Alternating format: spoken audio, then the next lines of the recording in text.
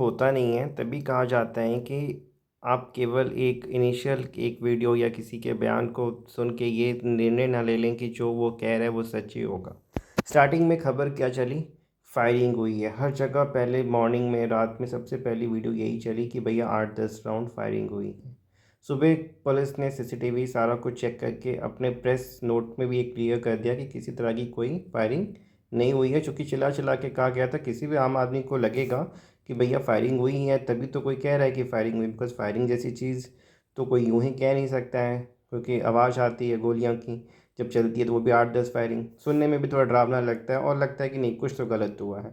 जो कि बिल्कुल भी कहीं भी एफआईआर कॉपी जो कि रजिस्टर्ड है सामने वाले आनंद के खिलाफ़, उसमें कहीं कोई मेंशन नहीं है कि हाँ भैया गोलियां चली। बस मारपीट का जिक्र है कि मारपीट किया गया, पोस्टर फाड़े गए, नुकसान पहुंचाया गया। अब इसमें मामला कहाँ गड़बड़ हो गया कि जो गार्ड है उसके साथ ही सब कुछ किया गया है, तो ऑब्वियसली मारपीट का और जो जान से मारने का, बिकॉज अटेम्प्ट टू मर्डर का सेक्शन 109 है जो कि एक गंभीर धारा है कि क्योंकि बिकॉज सर पे चोट लग गई है, इसमें ग्रीवियस हर्ट का भी मैटर हो सकता था।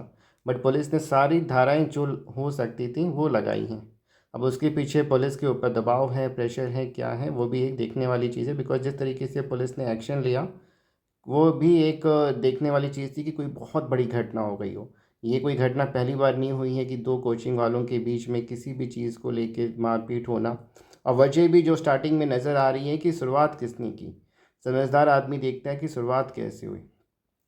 ऑलरेडी किसी का पहले से पोस्टर है, उसके ऊपर आप अपना पोस्टर लगाएंगे अपना वर्चस्व दिखाने के लिए, या फिर जो हम करेंगे कोई कुछ नहीं बोलेगा, ये गलत है। अब इनका जो इनिशियली जहाँ तक वीडियोस अभी वायरल हुई है उनको देख के जो समझ में आ रहा है कि पहले से पोस्टर लगा हुआ था, उसके ऊपर केजीएस का पोस्टर चिपकाया गया, ऑब्वियसली उसको लेके ऑब्जेक्शन कोई करेगा। अब फिर हर किसी का बताना कि भैया हमारे यहाँ से सिलेक्शन हुआ। पहली बात, आपका कहना है कि हम भैया गुरु हैं, कभी भी कोई गुरु चिल्ला चिल्ला के नहीं कहता है।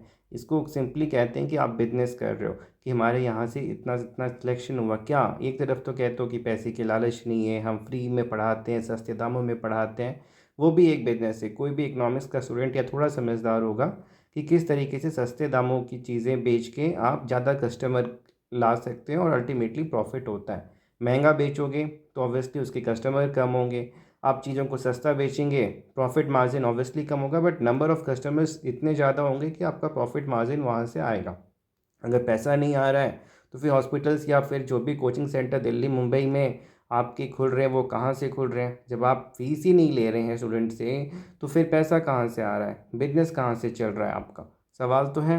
एक वीडियो मैंने जो देखा जहाँ पे कि अजमेरा फैशन का है, जिन्होंने समझाया कि किस तरीके से खान का बिजनेस मॉडल है, कि किस तरीके से लोअर जो कस्टमर्स हैं यानी जो गरीब हैं, जो कि ऑब्वियसली ज़्यादा है उनकी पॉपुलेशन, स्पेशली बिहार यूपी जैसे एरिया में, तो कैसे उनके लिए एक बिज़नेस लाया जाए। सस्ते दामों पे देंगे, बच्चे ज़्यादा आएंगे, जब कस्टमर्स ज़्यादा आएंगे तो प्रॉफिट मार्जिन भी कहीं ना कहीं कम होगा लेकिन ज़्यादा होगा, क्योंकि जब नंबर ऑफ़ कस्टमर्स ज़्यादा है तो यही बिज़नेस मॉडल, तभी ये महीने का 10-20-30 लाख जो भी कमा रहे हैं, जिससे कि इतना बड़ा एम्पायर खड़ा करके चल रहे हैं। ठीक है, तो कोई अगर ये कहता है कि हम फ्री में कर रहे हैं और तो भैया पैसे आ कहाँ से रहे हैं? कहीं ना कहीं तो सोर्स दिखाना पड़ेगा ना आपको। जब आप सब कुछ फ्री में ही कर रहे हैं, सस्ते दामों में ही कर रहे हैं, तो फिर कहाँ से सस्टेन कर पा रहे हैं अपने बिजनेस को?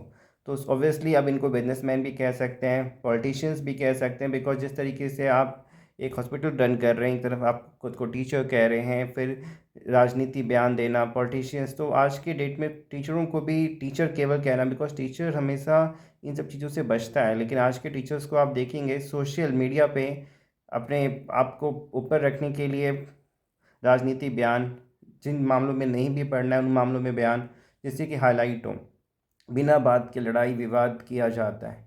टीचर का काम होता है कि लड़ाई झगड़े से बचे, बट यहाँ पे तो है कि जिस तरीके से गांव घर में देखा जाता है कि किस तरीके से सामने वाले को परेशान करें, उस पर झूठी एफआईआर करा दें, या फिर अगर मामला इतना हुआ है तो बढ़ा चढ़ा के उस पर और धाराएं लगाएं, जिससे कि सामने वाला अब आगे से कुछ भी सही भी करने के लिए दो बार सोचे कि भैया झूठी एफआईआर का मतलब ही है हमारे देश में बिना मतलब के कोर्ट कचहरी के चक्कर काटना, बदनामी झेलना।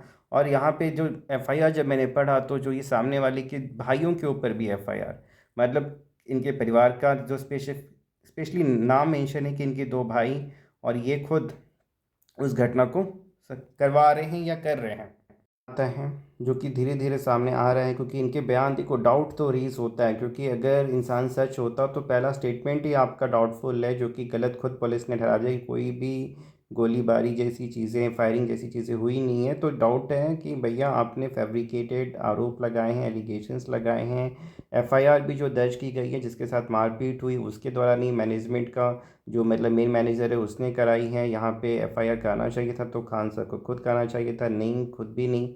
अगर आप मौजूद थे तो ठीक है, लोग देख रहे हैं वीडियोस पे देख के, अगर जनता थोड़ी सी जागरूक है, मतलब कानून अंधा है लेकिन जनता के आँख खुले होते हैं आज के डेट में, वीडियोस के माध्यम से आप देख सकते हो, समझ सकते हो क्या सही है क्या गलत है और क्या चल रहा है। क्योंकि एक चीज़ हमेशा याद रखो, जो दिखता है वो होता नहीं है, जो होता है वो दिखता नहीं है।